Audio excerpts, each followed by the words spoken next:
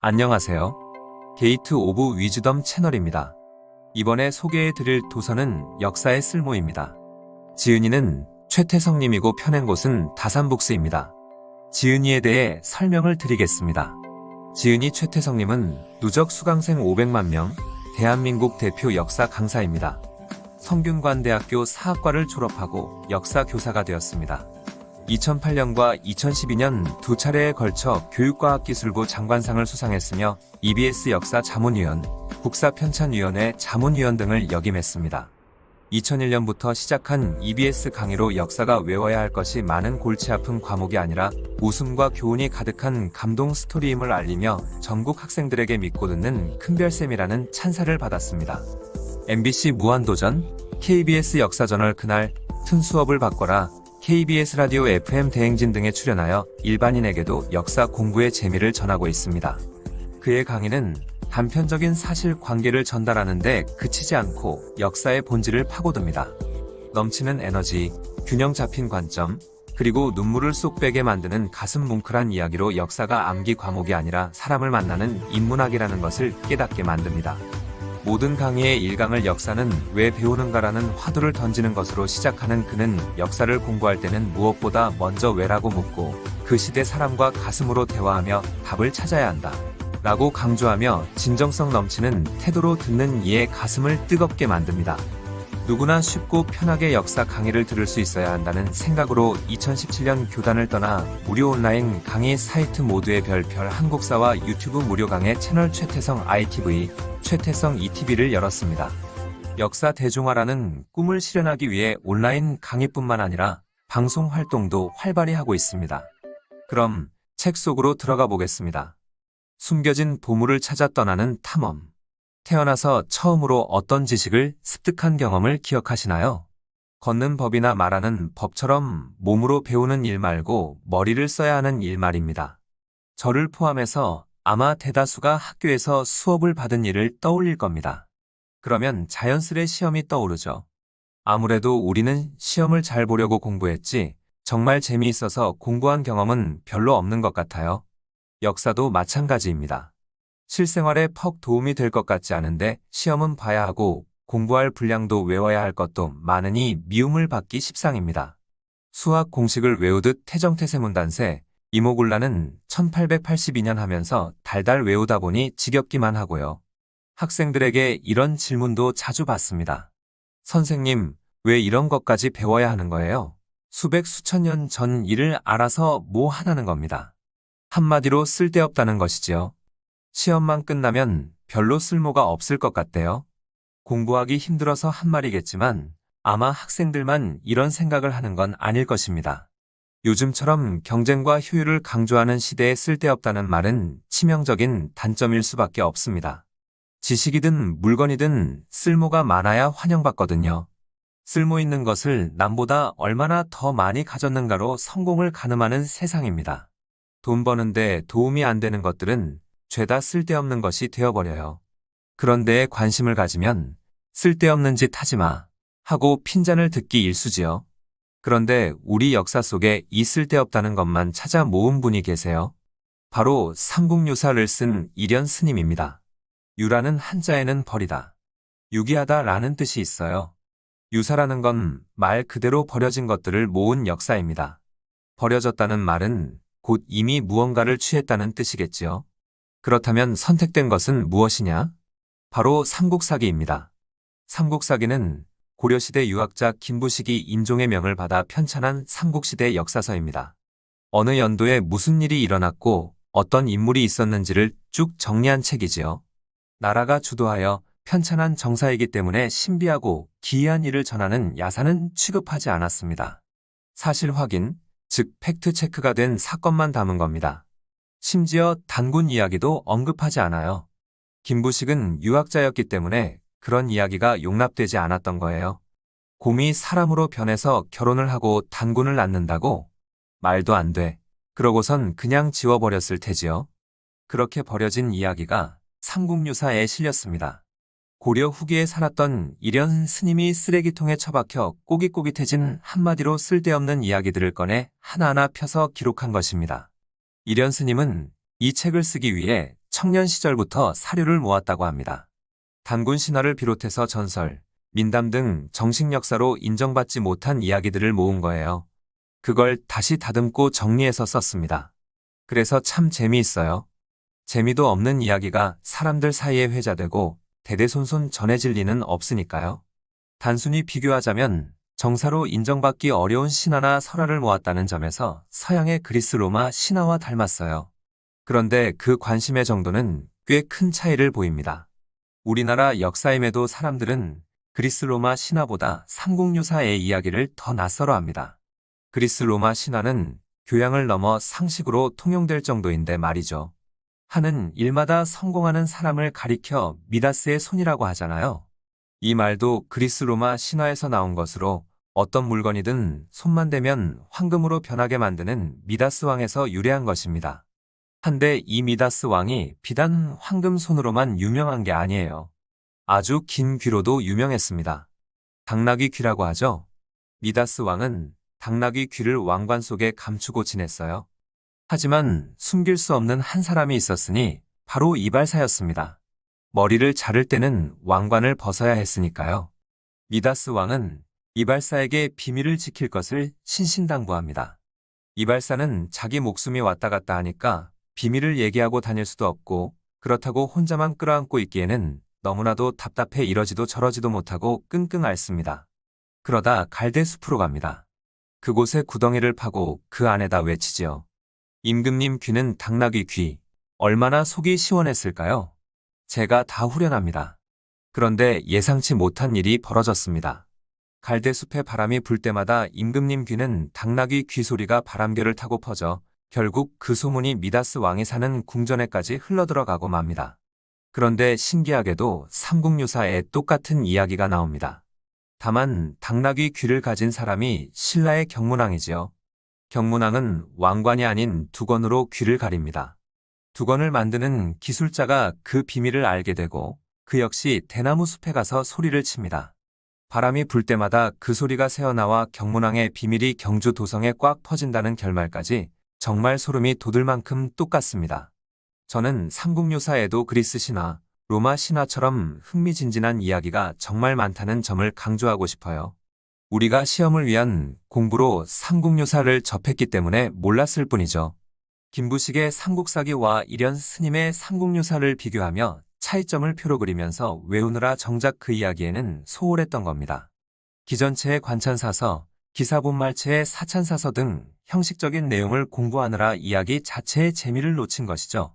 삼국유사가 그리스나 로마의 신화라면 혹은 안데르센의 동화라면 어땠을까요?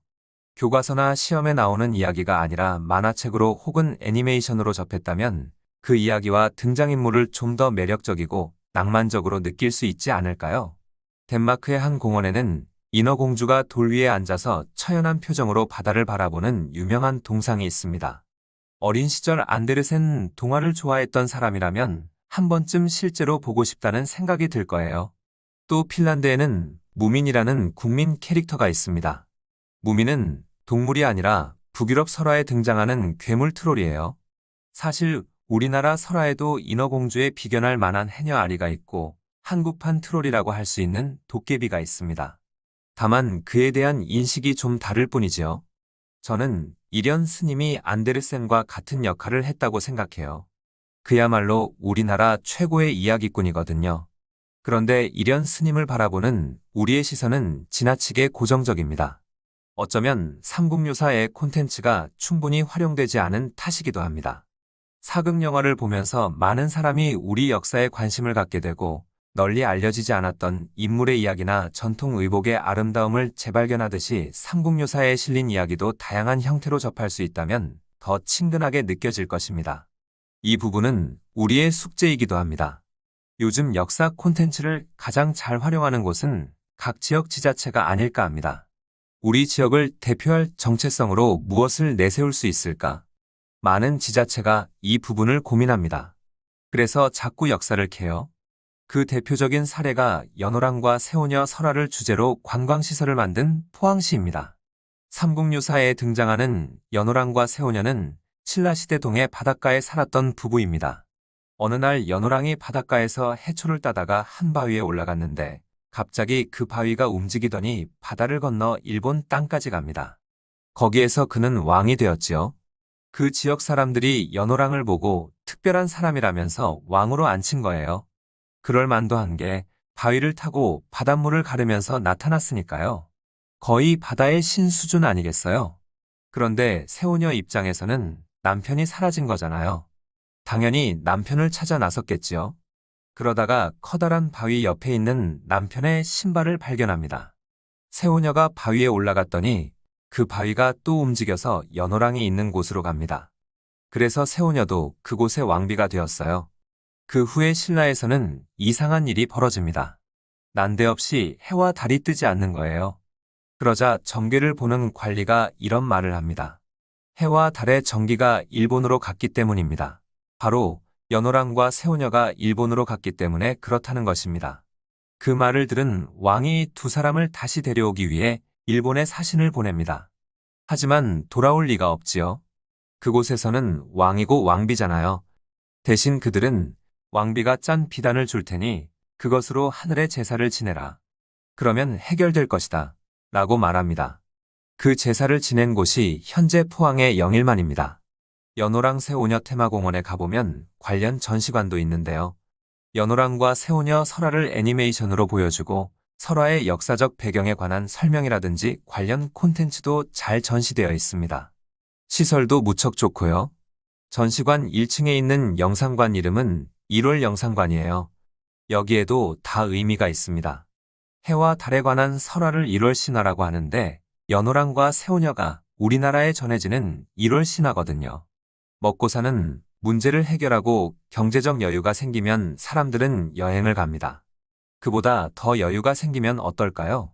그냥 놀고 즐기는 여행이 아니라 테마가 있는 여행을 갑니다. 해당 지역의 역사와 문화에 관심을 갖게 되는 거지요. 일본 같은 경우 진즉 2단계에 들어섰습니다. 마츠리라는 지역 축제가 유명하고 그중 일부는 세계적인 축제가 되었지요.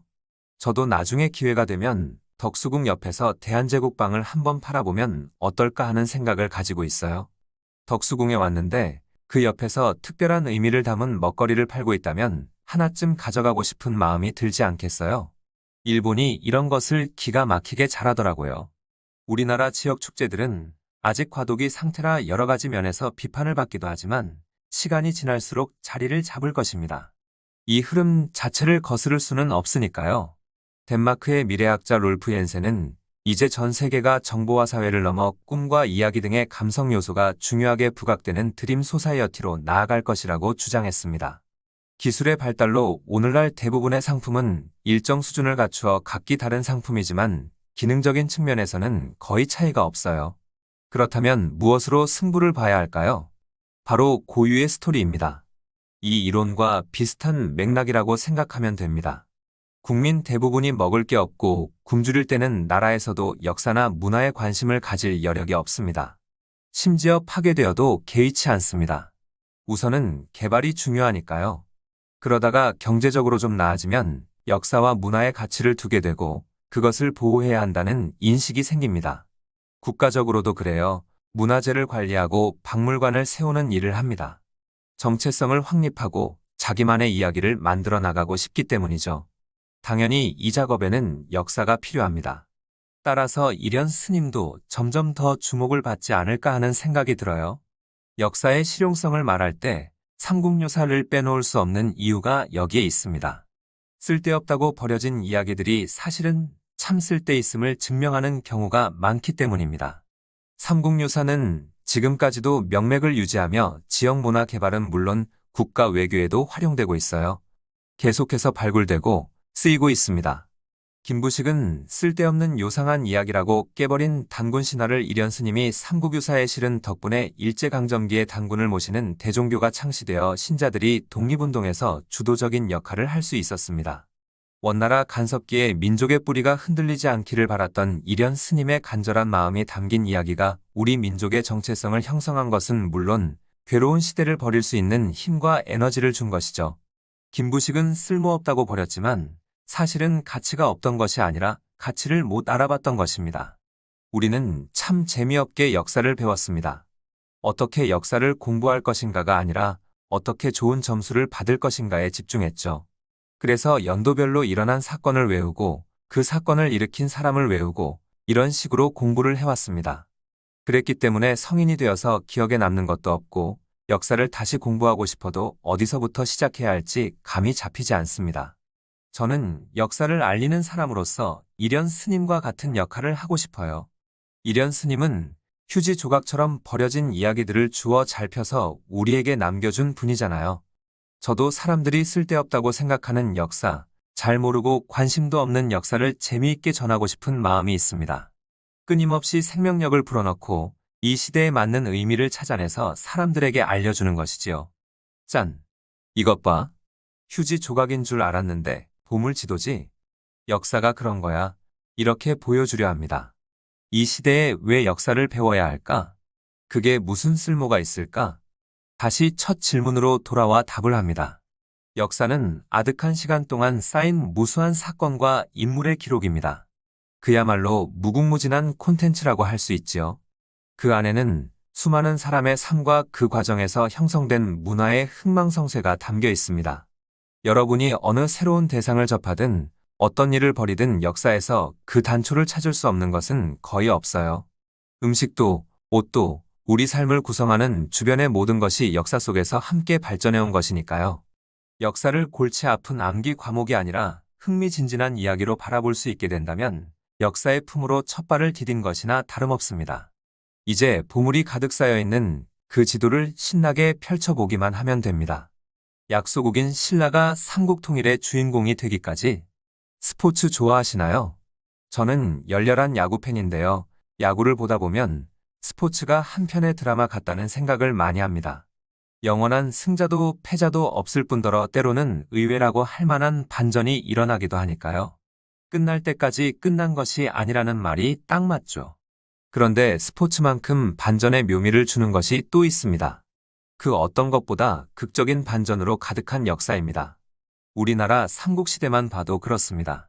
고구려는 드넓은 영토와 강한 군사력을 자랑하던 나라였고 백제는 일찍이 중앙집권체제를 갖추었을 뿐만 아니라 곡창지대에 위치한 덕분에 경제적으로나 문화적으로 융성한 나라였어요.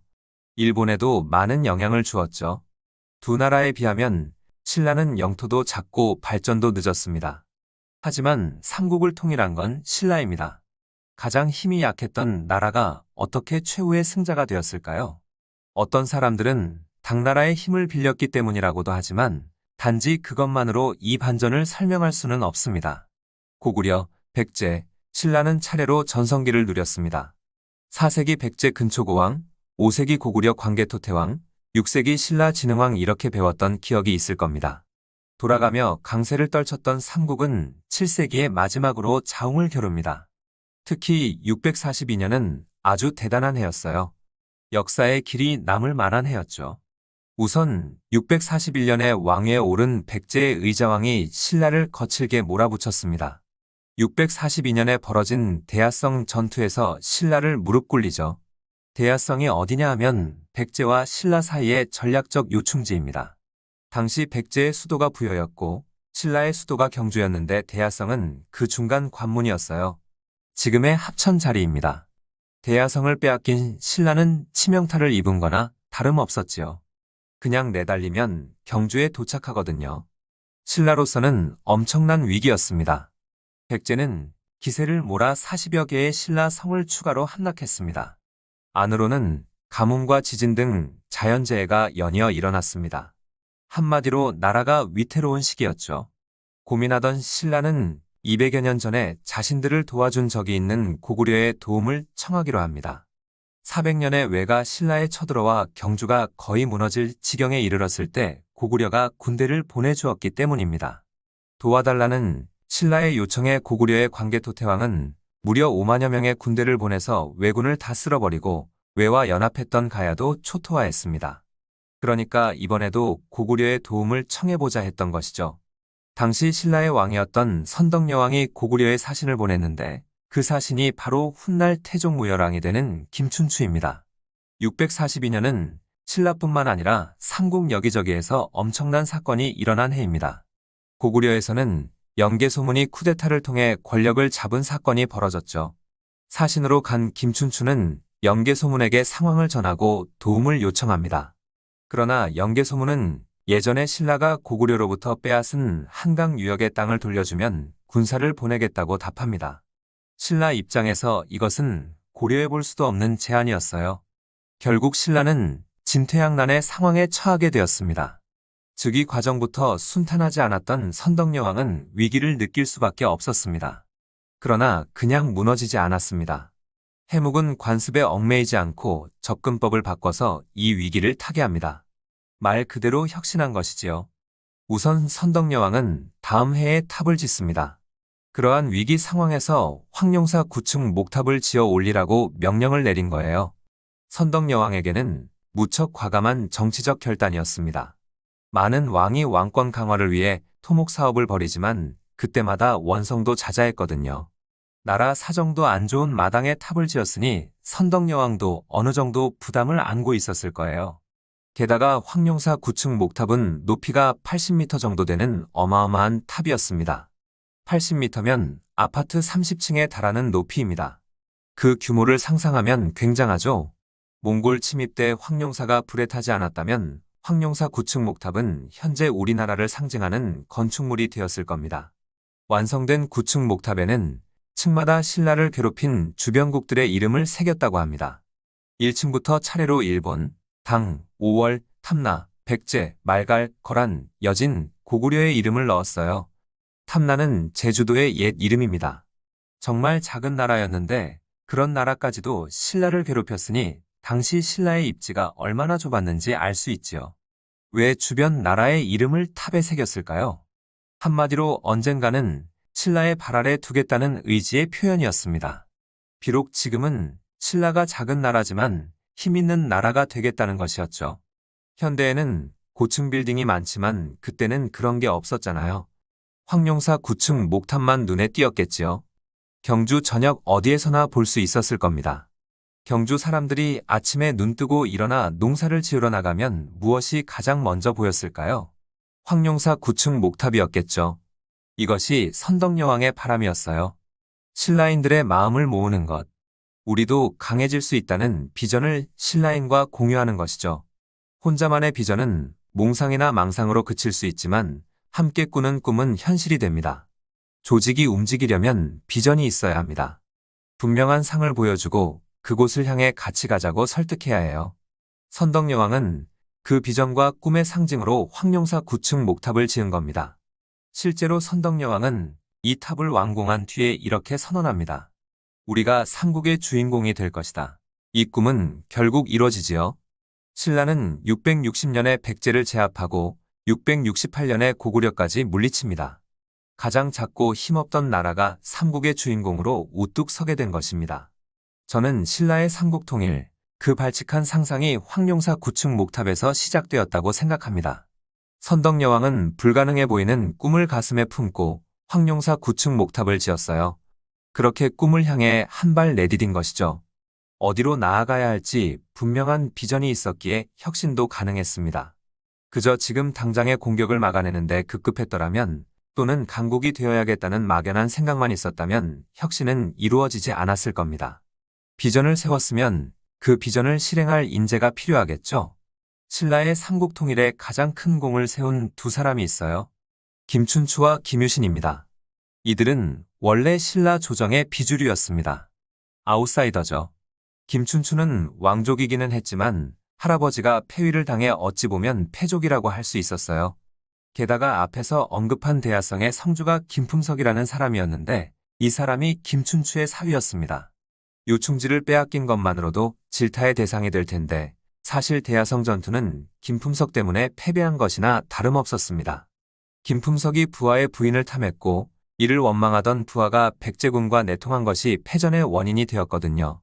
김춘추도 그 전투로 딸을 잃은 슬픈 상황이었지만 사위의 잘못으로 중요한 성을 잃었으니 김춘추를 향한 반대파들의 정치 공세가 적지 않았습니다. 김유신은 사실 신라 출신이 아니라 가야 출신이었습니다. 금관가야 왕족의 후손이었어요. 광개토 태왕이 신라의 요청으로 군대를 보냈을 때 외와 손잡고 있던 금관가야도 크게 약화되었다고 했지요. 그 뒤에 결국 신라에 흡수되거든요. 김유신은 지배층으로 편입되긴 했지만 신라 사회에서는 차별을 받을 수밖에 없었습니다. 선덕여왕은 이처럼 비주류인 김춘추와 김유신을 등용합니다. 아무리 능력이 뛰어나도 타고난 신분의 한계를 극복하기 어려운 폐쇄적인 골품제 나라에서는 무척 놀랄 만한 사건이었습니다. 선덕여왕의 그런 행동이 이미 혁신이었어요. 김춘추와 김유신 같은 사람을 등용했기에 신라와 이웃하지 않은 나라인 당나라와 손을 잡는다는 새로운 발상도 가능했을 겁니다. 기존의 주류 세력이었다면 그런 생각을 하기 어려웠을 거예요. 물론 당나라와 손잡는 일은 쉽지 않았습니다.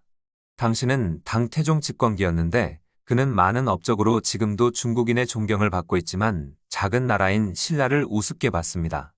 선덕여왕에 대해서도 어떻게 여자 따위가 왕을 하냐며 모욕적인 발언을 하고 내가 여기 있는 당나라 남자 중에 똑똑한 사람을 뽑아서 보내줄 테니 그 자를 왕으로 삼으라고 할 만큼 굉장히 무시했습니다. 신라와 손을 잡을 생각이 없었던 거지요. 그런데 645년에 고구려와 당나라 사이에 큰 싸움이 납니다. 당태종이 642년 영계소문이 일으킨 쿠데타를 핑계로 고구려의 군대를 이끌고 쳐들어간 거예요. 고구려의 성을 차례로 함락시키던 당나라군은 마침내 안시성을 공격합니다. 안시성 전투는 3개월간 이어졌는데 안시성 성주와 백성들은 끝내 성문을 열지 않고 막강하기로 유명했던 당나라 대군을 물리칩니다. 그토록 칭송받던 당태종도 안시성 앞에서 와르르 무너져 버렸습니다. 아주 혼비백산에서 도망을 갔거든요. 당태종 본인도 아마 큰 충격에 빠졌을 겁니다. 그만큼 당나라 입장에서는 쓰라린 패배였죠. 신라는 고구려와 당나라의 싸움을 지켜보았습니다. 우리를 그렇게 무시하더니 고구려한테 졌네 하면서 당나라의 패배 원인이 뭘까 살펴보니 바로 보급로 때문이었습니다. 제 아무리 강하다고 한들 수십만이나 되는 대군이 먹을 식량이 없으면 어떻게 되겠어요? 제대로 싸우기는커녕 때로 굶어 죽는 거잖아요. 전쟁을 하려면 우선 보급로를 안정적으로 확보하는 것이 중요한 이유입니다. 쓰디쓴 패배의 원인인 보급로 문제를 신라가 해결해 주겠다고 나서자 그 뻣뻣했던 당나라가 드디어 제안을 받아들입니다. 이렇게 나당연합이 시작된 것이죠. 신라는 무시당하면서도 매의 눈으로 틈을 엿보다 기회를 낚아챘습니다. 660년에 당나라가 대군을 파견했고 같은 해에 김춘추는 의자왕의 항복을 받아냈습니다. 갑자기 밀려드는 나당연합군을 막지 못한 백제는 멸망합니다. 김춘추는 다음 해에 죽고 말지만 668년 고구려가 멸망하면서 삼국통일의 주인공은 신라가 됩니다. 선덕여왕이 세웠던 비전대로 가장 약하고 힘없는 나라인 신라가 최후의 승리자가 된 것이죠. 제가 학교에 있을 때 느낀 것 중 하나가 본인이 속한 집단 안으로 시야를 좁히면 쉽게 불행해진다는 것입니다. 학창시절을 떠올려 보세요. 학교라는 공간에서는 공부를 잘하는 아이들이 주목을 받습니다. 우리나라에서는 중고등학교가 대학 입시 위주로 운영되기 때문이죠. 그래서 성적이 좋지 않은 학생들은 스스로가 못났다며 자책하는 경우가 많습니다. 학생에게는 학교가 세상의 전부니까 거기서 빛을 보지 못하면 영영 패배자가 될 것만 같은 생각이 드는 것이죠. 하지만 어디 인생이 그렇습니까? 야구 경기에서 한 이닝이 종료하면 다음 회가 시작하듯 인생의 다음 단계로 넘어갈 때마다 매번 게임은 다시 시작됩니다. 사회에서는 학교와 다른 기준이 적용되죠. 혼자 똑똑한 사람보다는 소통을 잘하고 협력을 잘하는 사람이 원만한 사회생활을 하고 성과를 내지요. 저 역시 제자들을 통해서 그런 경우를 참 많이 보았습니다. 비단 학생들만 그런 것은 아닐 겁니다. 직장인도 조직에서 좋은 성과를 내지 못하면 불안하고 초조해지기 마련이니까요. 하지만 지금 내가 처한 현실이 삶의 전부라고 섣불리 결론 내리지 않으면 좋겠습니다. 인생은 끝날 때까지 끝난 게 아니니까 말이죠. 앞이 보이지 않는 위기에 부딪힌다면 642년의 신라를 떠올려 봅시다. 그리고 그들의 생각과 결정의 흐름을 따라가는 거예요. 가장 먼저 비전을 세워야겠죠. 위기를 극복하는 것뿐 아니라 최종적으로 자신이 무엇을 바라보고 나아가야 할지 그 목표를 정해보는 겁니다. 선덕여왕이 황룡사 9층 목탑을 세웠듯이 말이죠. 어쩌면 지금이 혁신의 적기일지 모릅니다. 새로운 시선으로 나와 내 주위를 바라보고 새로운 첫걸음을 떼야 하는 때가 온 것이죠. 위기를 기회로 만드는 발상의 전환이 우리가 써내려가는 인생 드라마의 최고의 반전이 되어줄 것입니다.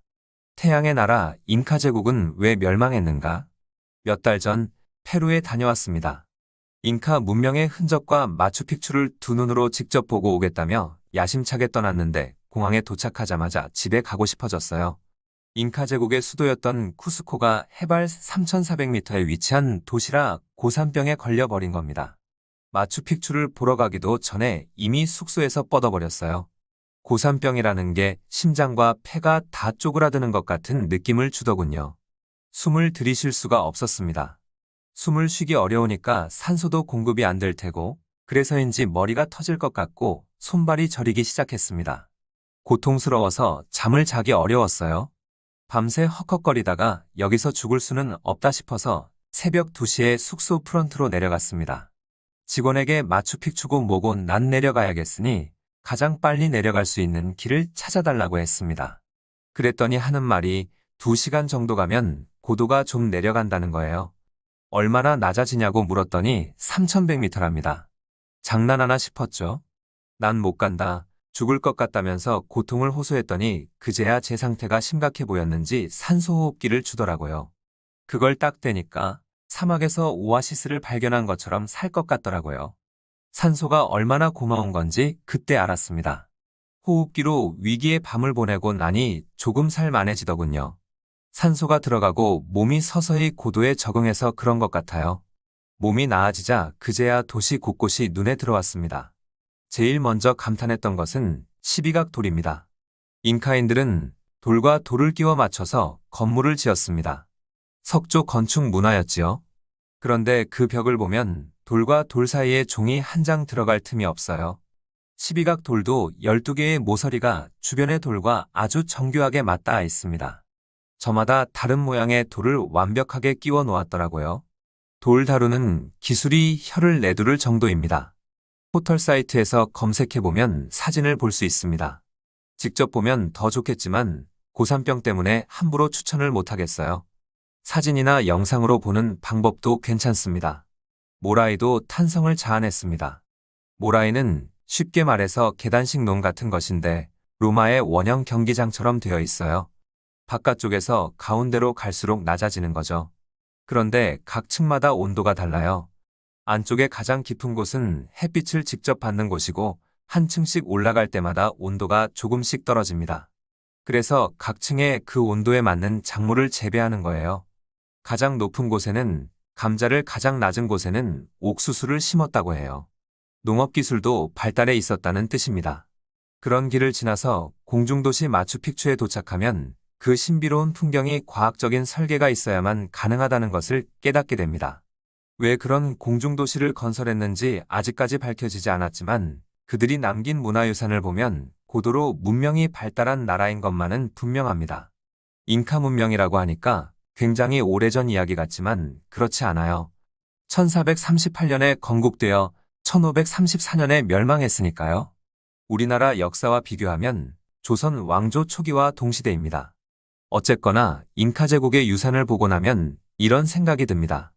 이렇게 잘 나가던 나라가 왜 100년 만에 망했지? 잉카 제국을 무너뜨린 사람은 프란시스코 피사로입니다. 대항해 시대에 새로운 땅을 발견하고 그곳을 정복했던 인물 중 하나지요. 당시에는 그런 사람이 무척 많았어요.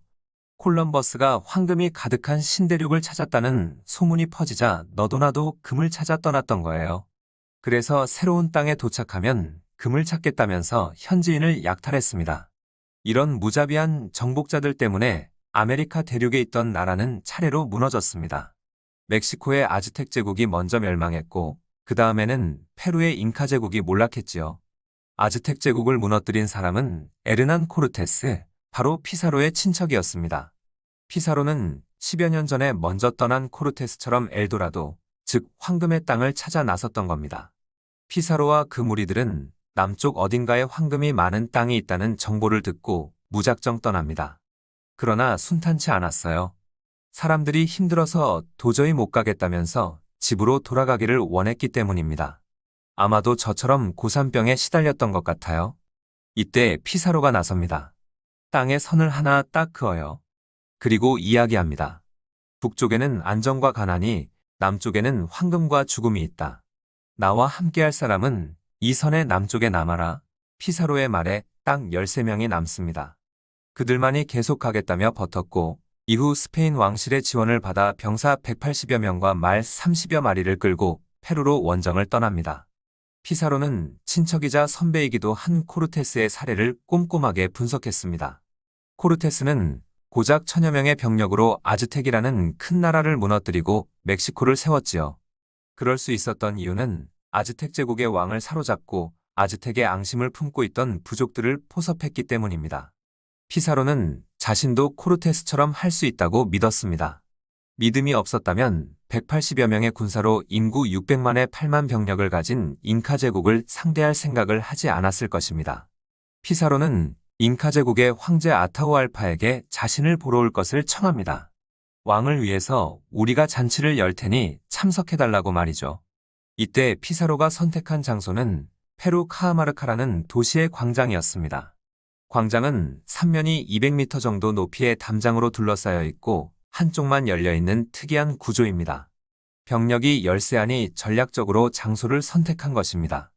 잉카 제국의 정규군만 8만 명인데 180명이 싸워서 이길 수가 없잖아요. 그래서 대군이 들어오지 못하는 장소를 선택한 거예요. 이순신 장군이 단 12척의 배로 그보다 10배나 많은 적선을 물리치기 위해 폭이 좁고 물살이 빠른 울돌목을 택한 것처럼 말이죠. 아타후알파가 피사로의 초대에 응했을까요? 왕은 수락합니다. 수만의 군대가 있었으니 두렵지 않았던 거예요. 아마 조금도 긴장하지 않고 이 특이하게 생긴 애들은 뭐지? 하는 호기심으로 응했을 겁니다. 다음날 아타후알파가 도착하자 피사로의 무리 중 수도사가 성경책을 들고 나왔습니다. 그리고 스페인 국왕의 조서를 읽기 시작합니다. 이게 무슨 내용이냐 하면 서양 열강들이 다른 땅에 쳐들어가면서 꼭 했던 주장인데 미개한 원주민들에게 기독교를 전해 교화시킨다는 내용이었어요. 아타후알파는 별 흥미가 없었겠지요. 잉카 제국에는 문자가 없었기 때문에 책이란 게 무엇인지도 몰랐을 겁니다. 신기해했던 것도 잠시 잉카의 황제는 성경책을 바닥에 던져버립니다. 분위기가 순식간에 안 좋아졌어요. 수도사는 화를 내며 용서할 수 없다고 외쳤고 그 외침을 신호로 전투가 시작됐습니다. 탕탕 총소리가 들리자 잉카인들은 엄청나게 놀랍니다. 피사로의 군대가 가진 무기는 총과 대포, 그리고 말이었어요. 세 가지 모두 잉카 제국에는 없는 것이었습니다. 총이 뭔지도 몰랐으니 총알이 발사되는 소리도 처음 들었겠죠. 얼마나 무서웠겠어요. 총이 아니라 총소리만으로 공포에 사로잡혔어요. 깜짝 놀라 엎드려 있는데 이제 기마병들이 말을 탄 채 그 사이를 헤집고 다니는 거예요. 잉카인들의 눈에는 탱크처럼 보였을 겁니다.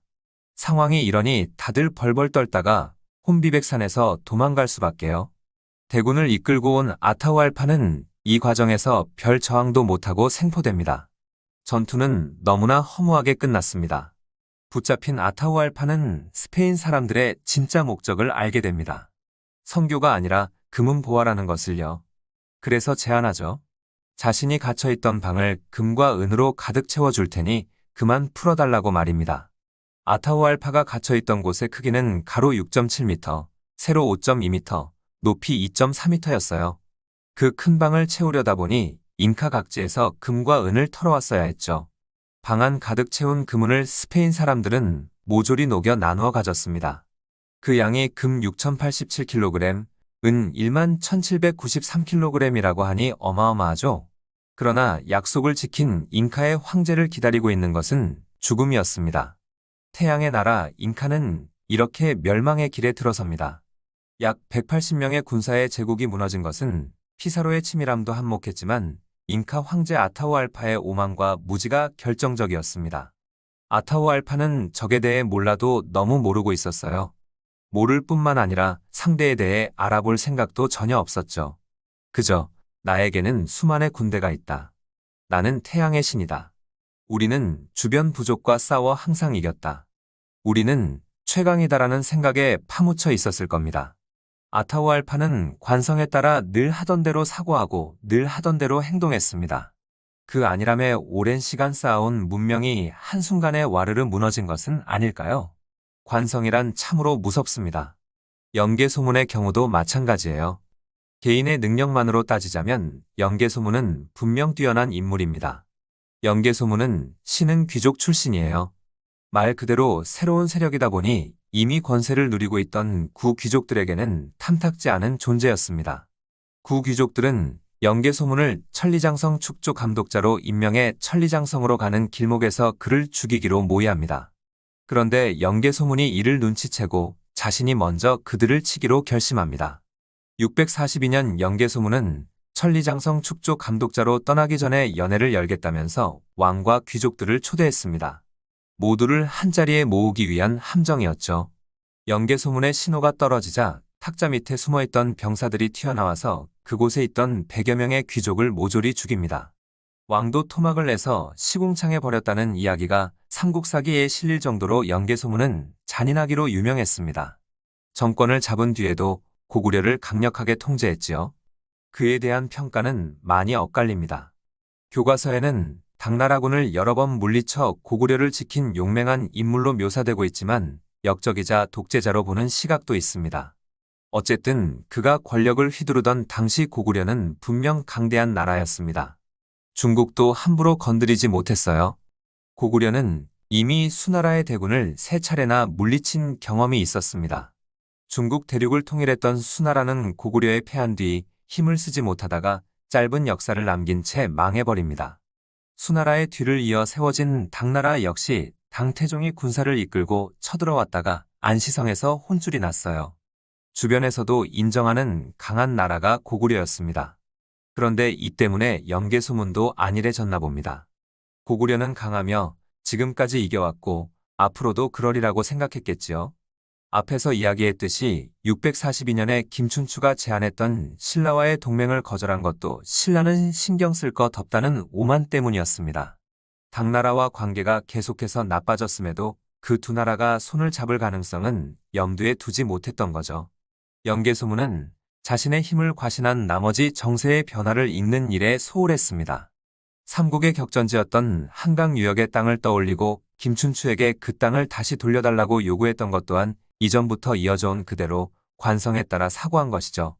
힘없는 신라가 위기 속에서 주변국들을 정복하겠다는 비전을 세우고 있을 때 영계소문은 고구려 내에서의 권력을 유지하기 위해 애썼습니다. 그 결과 본인은 권력을 유지했지만 고구려는 그가 죽자마자 분열되기 시작했습니다. 귀족들끼리 분쟁이 일어나고 영계소문의 아들들은 서로 싸우기 바빴지요. 고구려의 국세는 빠르게 기울다가 668년에 역사의 뒤안길로 사라지게 됩니다.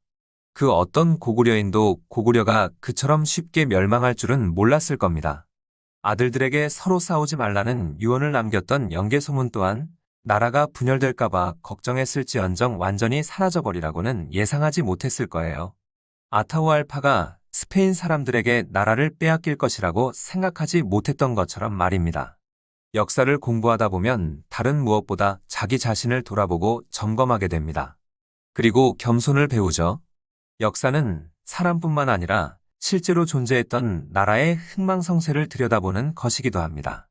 가만히 보고 있으면 가끔은 허무하다는 생각이 들어요.